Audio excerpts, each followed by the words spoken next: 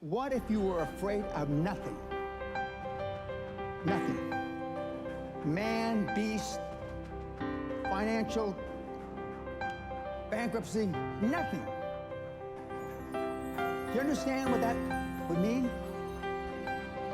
How would your life have changed? Once you become fearless, life becomes limitless. I'm not afraid of anything.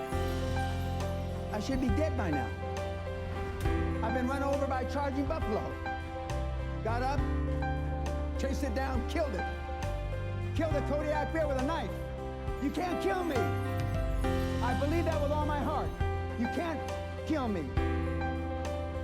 And of course, the people that I've talked about, Andrew Carnegie, Henry Ford, Rockefeller, Steve Jobs, they're all tough. Snowflakes melt under pressure.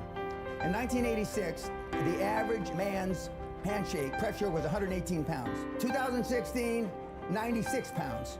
Testosterone levels in sperm counts tested 50 years ago, and today they're producing 60 to 70% the amount of testosterone levels in sperm counts as they did. We're dying out. They're deathly afraid of everything. Everybody's scared to death of what might happen, and so they want to come across as your friend. It's like my snowflake test. You know, first question, paraphrasing it, what would you do if somebody spit in your wife's face? And the answers range from, well, I try to ascertain what kind of day he was having. And if he had a bad day, I try to be understanding. I'd be in prison for murder. I would beat the guy to death.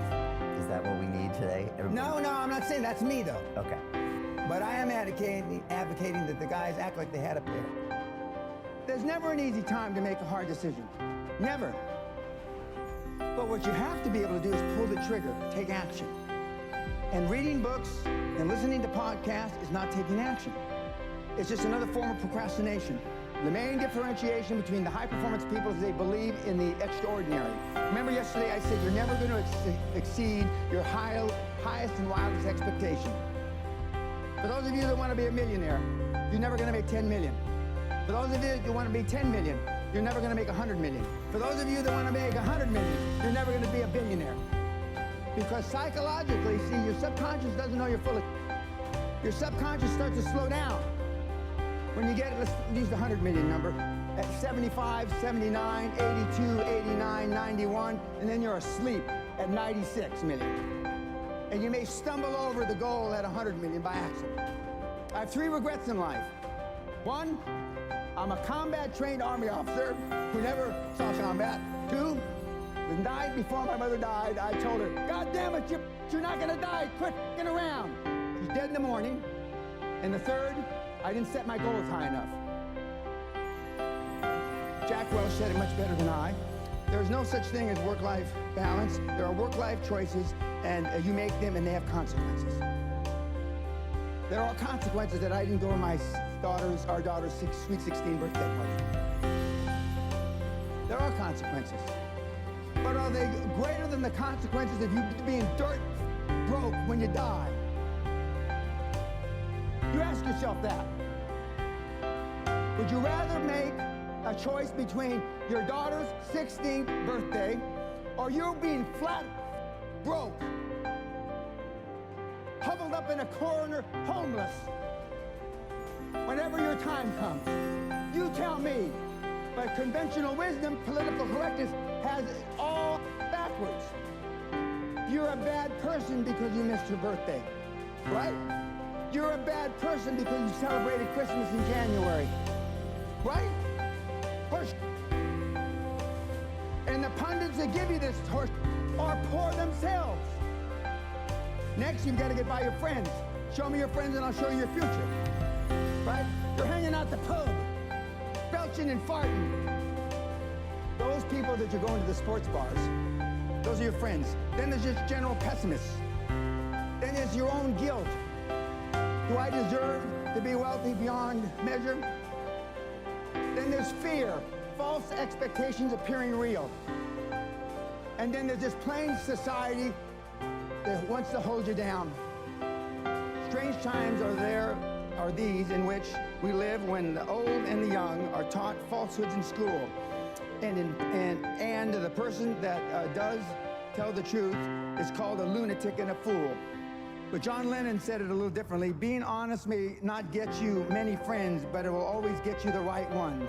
And what I want you to do from this point forward, no matter if you hated what I said or the way I said it, is choose carefully the people that you associate with. Warren, back when he used to send out tweets, Buffett that is, you will continue to suffer if you have an emotional reaction to everything that is said to you. True power is sitting back and observing things with logic, and power is restraint. True power is restraint. If words control you, that means everyone else can control you. Breathe, let things pass. In my day, they used to say sticks and stones can break your bones, but words can never hurt you. Now it's just the opposite.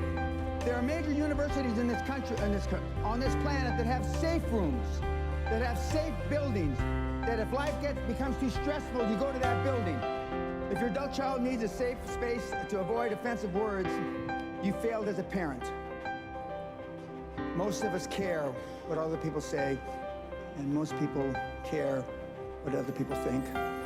And if you can just reduce that emotional baggage just a little, you have no idea how much freer you're going to be and how much more you're going to accomplish in your life. Most people just have poor habits. And, I've had these same habits for about 50 years now. When I do feel wimpish, I just say, what's wrong with you? Come on. And I just go out and do it. And I know that if I hadn't built up these habits 20, 30 years ago, at age 70, I certainly wouldn't be doing this. I mean, good habits are hard to come by. But what's even harder to come by are people that have good habits that you can be around. Machiavelli said, a ruler is judged by who he surrounds himself with. If I were to decide what kind of person you were by the people that you are closest to, what would I think of you? How would I judge you? So people don't spend enough time selecting that peer group, even if they have the good habits. You're Correct. saying that's not enough. Yeah, because they go to default. Okay. What are some of your other good habits? I never give tacit approval, but I go out of my way to make sure that if I hear both, I tell them it's both. Keeps you with the right people. Correct. Gets your message out loud and clear. Correct. All right, no tacit approval, good. Give me a couple more. Sam Walton's sundown rule. That means that before he left the office every day, everything on his desk, every message that came in, he answered. So I clear my desk every day. All right, so over-communicate. Other people should too. That's the thing that most of you lack in is time management. The reporting system I use is the reporting system I use as a young officer with NATO. And it's basically, what are you going to do? What are your goals for the day? What did you accomplish yesterday? And challenges. And then the following week, you didn't, when you say what you accomplished, if what you accomplished doesn't relate back to the goals you had set for the week, then there's a disconnect. Well, if you said you were going to do this on Monday, and then on the next week you didn't do it, not only that, didn't you do it on Monday, you didn't do it the whole week. And, challenges come up, speed bumps, I call speed bumps. You broke your leg, you did this, you did that, now to me, those aren't speed bumps, When I showed up for my meeting with Klaus Kleinfeld in a wheelchair with a drip, well, I was almost dead 3 days before. I mean, that's commitment. Kids are not programmed for success, but once in a while there are kids that are programmed. That's little Tiger Woods when he's 3 years old, on television, showing him how to hit a golf ball. The Williams sisters were programmed for success since they were little. I was programmed by accident.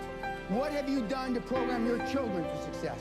My dad only had one goal for me growing up, to keep me alive till I reached the age of reason. So my mother spent her whole life trying to make me what she wasn't. Can you say the same for you, your parents, your children? No. So I'm not here by accident. And yet I still push the envelope. What I believe with all my heart, you were meant to achieve. I believe, and this is the only religious thing I'm going to say, is I believe whoever the put us here, however we got here, we were put here to be all we can be. not a fraction thereof.